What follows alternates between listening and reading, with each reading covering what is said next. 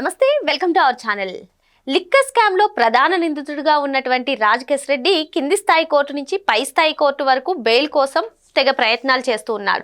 మరి ఈ నేపథ్యంలోనే సుప్రీంకోర్టు రాజకేశ్ రెడ్డిపై చేసినటువంటి కామెంట్స్ కూడా ప్రస్తుతం వైరల్ గా మారాయి. మరి ఈ కేసులో నీకు బెయిల్ రాకపోగా మీరు వాదిస్తున్నటువంటి తీరు చూస్తే మిగతా వాళ్ళ బెయిల్ కూడా క్యాన్సిల్ అయ్యే అవకాశాలు ఉన్నాయి అంటూ సుప్రీం వ్యాఖ్యానించడం, మరి దీంతో ఎవరి బెయిల్ రద్దయ్యే అవకాశాలు ఉన్నాయి తెలుసుకునే ప్రయత్నం చేద్దాం. దీన్ని విశ్లేషించడానికి మనతో పాటుగా ఉన్నారు ప్రముఖ ఆర్థిక, రాజకీయ, సామాజిక విశ్లేషకులు అప్పసాని రాజేష్ గారు. నమస్తే సార్. నమస్కారం. నిన్న ఒక కీలక ఘట్టం అని చెప్పుకోవచ్చు సార్ సుప్రీంకోర్టులో. మరి ఈ లిక్కర్ స్కామ్ లో ప్రధాన నిందితుడిగా ఉన్నటువంటి రాజకేశ్ రెడ్డి ఎన్నిసార్లు బెయిల్ కోసం ప్రయత్నించారో మనందరికీ కూడా తెలిసిన విషయమే. మరి ఈ నేపథ్యంలోనే ఆయన మీ వాదనలు వింటుంటే మీకు బెయిల్ రాకపోగా మిగతా వారికి బెయిల్ క్యాన్సిల్ అయ్యే అవకాశాలు ఎక్కువగా కనిపిస్తున్నాయంటూ ధర్మాసనం వ్యాఖ్యానించడం, మరి ఆ లెక్కను మనం చూసుకున్నట్లయితే ఎవరి బెయిల్ క్యాన్సిల్ అయ్యే అవకాశాలు ఉన్నాయంటారు? ఇప్పుడు ఎస్ఎస్ రాజమౌళి డైరెక్టర్గా రవితేజ్తో విక్రమార్కుడు అని చెప్పని ఒక సినిమా వచ్చింది, చూసారా మీరు? చూసాను సార్. ఆ సినిమాలో రవితేజ్ డ్యూయల్ రోల్. ఒక క్యారెక్టర్ అత్తిలి సత్యబాబు అని చెప్పని దొంగతనం చేస్తుంటాడు. అతనితో పాటు బ్రహ్మానందం కూడా తోడు దొంగ. వీళ్ళిద్దరూ కలిసి ఒక సూపర్ మార్కెట్లో దొంగతనానికి వెళ్తారు. అక్కడ ఈ అత్తిలి సత్యబాబుకు దొంగతనం చేస్తుంటే చూసి జనం దొంగ దొంగని అరుస్తారు. సరే, ఇతను తప్పించుకొని వెళ్ళొచ్చు కదా. ఇతను వెళ్ళకుండా నేను దొంగ అయితే వాడేం చేస్తున్నాడని చెప్పని పైగా బ్రహ్మానందాన్ని కూడా పట్టిస్తాడు.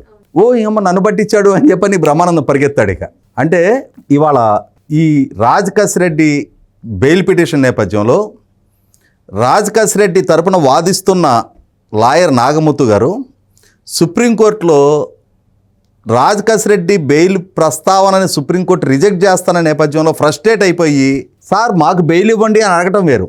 సార్ మాకంటే ఎక్కువ ఆరోపణలు ఉన్నాడు, వాళ్ళకి వచ్చినాయి కదా సార్ బెయిల్లు, ఎవరయ్యా మీకంటే ఎక్కువ ఆరోపణలు, ఇదిగో సార్ పలానా వాళ్ళు అని చెప్పిన స్పెసిఫిక్గా అక్యూజ్డ్ నెంబర్లతో సహా పలానా అక్యూజ్డ్ 6 అండ్ అక్యూజ్డ్ 34కి వచ్చినాయి సార్, కానీ మమ్మల్ని మాత్రం ఇంకా జైల్లోనే ఉంచుతున్నారు, మాకంటే వాళ్ళ మీద వచ్చిన ఆరోపణల గ్రావిటీ ఇంకెక్కువ, వాళ్ళందరికీ బెయిల్ ఎప్పుడో వచ్చేసినాయి అంటే ఇక్కడ ఇతనికి బెయిల్ వచ్చిన దానికన్నా కూడా బెయిల్ రాలేదన్న దానికన్నా కూడా వాళ్ళకి బెయిల్ వచ్చినందుకు ఎక్కువ బాధ, దొగ్ధ, ఆవేదన వ్యక్తం చేస్తూ ఉన్నాడు ఆయన.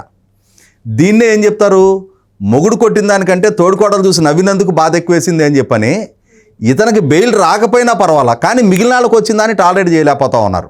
వాళ్ళందరి గురించి ప్రస్తావిస్తా, వాళ్ళందరి మీద ఏమేమి ఆరోపణలు ఉన్నాయనేది సుప్రీంకోర్టు ధర్మాసనం దృష్టికి తీసుకొస్తా, చివరికి సుప్రీంకోర్టు ధర్మాసనమే మీకు బెయిల్ వచ్చే సంగతి ఏమో తెలియదు కానీ మీరు చేసే ఈ ప్రస్తావనల మూలన వాళ్ళ బెయిల్ రద్దు చేయించేట్టున్నారు అని చెప్పని సుప్రీంకోర్టు ధర్మాసనమే ఆ విధంగా అభిప్రాయం వ్యక్తం చేయడం జరిగింది.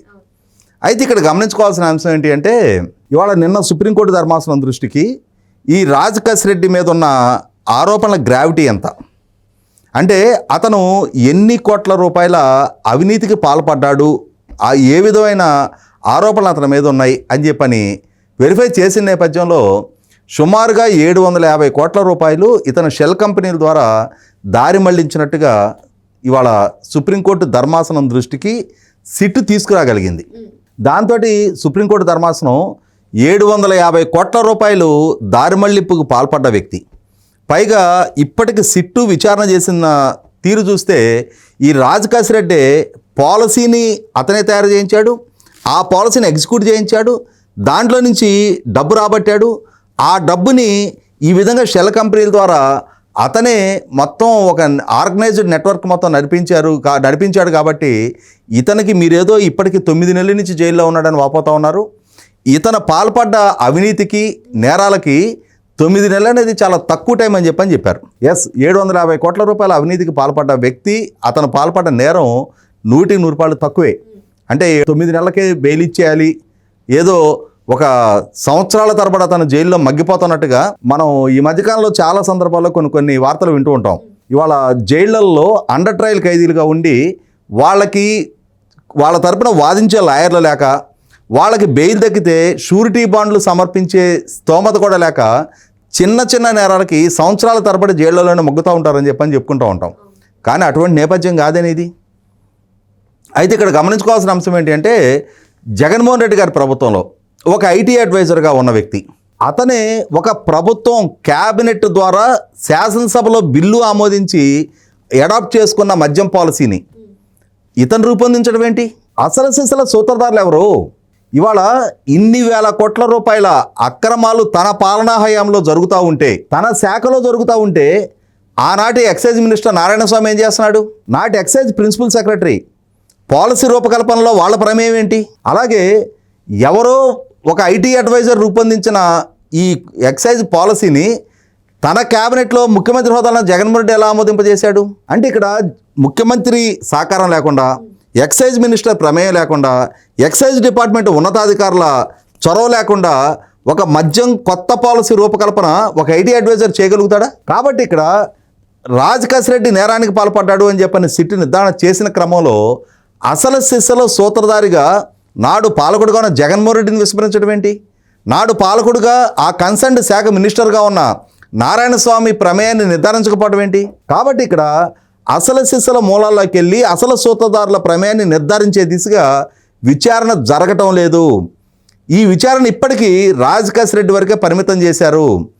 అసలు సిస్సల పెద్దలు రాజకేశ్ రెడ్డిని బలిపశువుగా మార్చి వాళ్ళు కన్వీనియంట్గా తప్పించుకోగలిగారా అని చెప్పనే అనుమానాలు వాళ్ళ ప్రజల్లో చాలా విస్తృతంగా చర్చనీయాంశంగా మారుతున్నాయి. ఇటువంటి నేపథ్యంలో ఖచ్చితంగా గౌరవ సుప్రీంకోర్టు అయినా సరే చొరవ చూపి, ఎందుకంటే వాళ్ళ ఢిల్లీలో మద్యం పాలసీని కొత్తగా రూపకల్పన చేసి ఆ మార్పు చేసిన మద్యం పాలసీ వల్ల ప్రైవేటు వ్యాపారస్తులకి లబ్ధి చేకూరింది, ప్రభుత్వ ఖజానాకి గండిపడింది అని చెప్పని నాడు ముఖ్యమంత్రి హోదాలో ఉన్న అరవింద్ కేజ్రీవాల్ గారిని, మనీష్ సిసోడియాతో సహా ఎందరిని అరెస్ట్ చేసి సంవత్సరాల తరబడి ముఖ్యమంత్రి హోదాలో అతని పదవికి రాజీనామా చేయకున్నా కూడా అతను జైలు నుంచే ముఖ్యమంత్రిగా విధులు నిర్వహిస్తున్న సందర్భంలో కూడా మరి అతను అరెస్ట్ చేసి జైల్లో పెట్టారు కదా.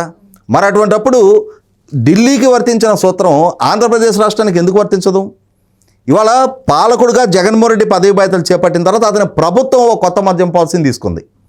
ఆ కొత్త మద్యం పాలసీని తీసుకున్న క్రమంలో కూడా ఆ పాలసీ రూపకల్పన అనేది క్యాబినెట్లోనో సెక్రటేరియట్లోనో మంత్రివర్గ సహచరుల మధ్య అసెంబ్లీలోనో చర్చింప జరగకుండా ప్రైవేటు వ్యక్తుల నివాసాలలో ఆ పాలసీ రూపకల్పన కోసం ప్రైవేటు వ్యక్తులు సమావేశమై, అంటే ప్రభుత్వ డే టు డే అఫైర్స్తో సంబంధం లేని వ్యక్తులు, ముఖ్యమంత్రి పిఏ, ముఖ్యమంత్రి ఓఎస్డి, నాటి వైసీపీ పార్టీ ఎంపీ, నాటి వైసీపీ పార్టీ రాజ్యసభ సభ్యుడు, నాటి వైసీపీ పార్టీ ఐటీ అడ్వైజరు, నాడు వెండార్గా ఉన్న ఒక డిస్టిలరీ ఓనరు, వీళ్ళందరూ కలిసి కూర్చొని ఒక పాలసీకి రూపకల్పన చేస్తే ఆ పాలసీని తన క్యాబినెట్లో ఆమోదింపజేసి అసెంబ్లీలో బిల్లు రూపంలో ప్రవేశపెట్టి దాన్ని అమల్లోకి తీసుకొచ్చిన పాలకుడు జగన్మోహన్ రెడ్డి. అతను తీసుకొచ్చిన పాలసీ మాటున నాడు బెవరేజెస్ కార్పొరేషన్ ద్వారా డిస్టిలరీస్కి ప్లేస్ చేయబడ్డ ఆర్డర్స్లో ఆ ఆర్డర్స్ ప్లేస్ చేసే క్రమంలో కూడా ఆ రోజున ఆటోమేటిక్ ఆర్డర్ ప్లేస్మెంట్ విధానాన్ని రద్దు చేసి మాన్యువల్ విధానాన్ని అమల్లోకి తీసుకొచ్చి మాన్యువల్గా ఆర్డర్లు ప్లేస్ చేసి తమకు అనుకూలమైన బ్రాండ్లని, తమకి కమిషన్లు ఇచ్చే బ్రాండ్లని బెవరేజెస్ కార్పొరేషన్ ద్వారా కొనుగోలు చేయించి అలా కొనుగోలు చేసిన క్రమంలో 3,500 కోట్ల రూపాయలు తమకు ఒప్పుకున్న మామూళ్ళు వసూలు చేసిన వ్యక్తిగా రాజకేశ్ రెడ్డి ఉన్నాడు. కానీ వాళ్ళ ఎవరి కోసమో ఇతను వర్క్ చేశాడు. ఎవరి కోసం వర్క్ చేశాడు? చేస్తే ఉప ముఖ్యమంత్రిగా ఉన్న ఎక్సైజ్ మినిస్టర్ కోసం, లేదు అని అంటే ముఖ్యమంత్రి కోసం. ఎక్సైజ్ మినిస్టర్ సిట్టు విచారణ చేసిన సందర్భంగా పైనుంచి వచ్చిన ఆదేశాలు నేను పాటించానని చెప్తా ఉన్నాడు. పైనుంచి అంటే ఉప ముఖ్యమంత్రి కంటే పైన ఉండేది ఇక సాక్షాత్ ముఖ్యమంత్రి. కాబట్టి వాళ్ళ రాజకేశ్ రెడ్డి ప్రమేయం పట్ల ఇంతటి బలంగా విశ్వసిస్తున్న గౌరవ సుప్రీంకోర్టు ఇవాళ అసలు సిసల సూత్రధారి నాటి పాలకుడు జగన్మోహన్ రెడ్డిని కూడా విచారించి తీరాలని చెప్పిన ఆదేశాలు ఇచ్చిన పక్షంలో అసలు సిసల సూత్రధారులు ఇవాళ ఏదో ఒక ఇమ్యూనిటీ పొందకుండా ఖచ్చితంగా వాళ్ళు చేసిన తప్పులకు వాళ్ళు బాధ్యులుగా నిలబడి తీరతారు. ఆ విధంగా వాళ్ళు చేసిన తప్పులకి వాళ్ళని బాధ్యులుగా నిలబెట్టి తీరాల్సిన బాధ్యత కూడా ఇవాళ విచారణ సంస్థల మీద, న్యాయస్థానాల మీద ఉంటుంది.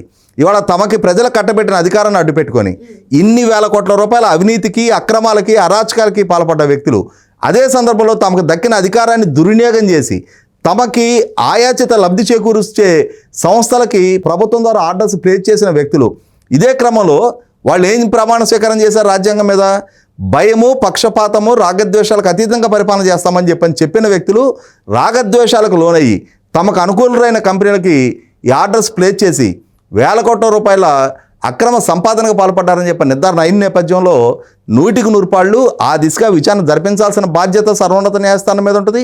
విచారణ జరిపి తీరాల్సిన బాధ్యత కూడా సిట్ మీద ఉంటుంది.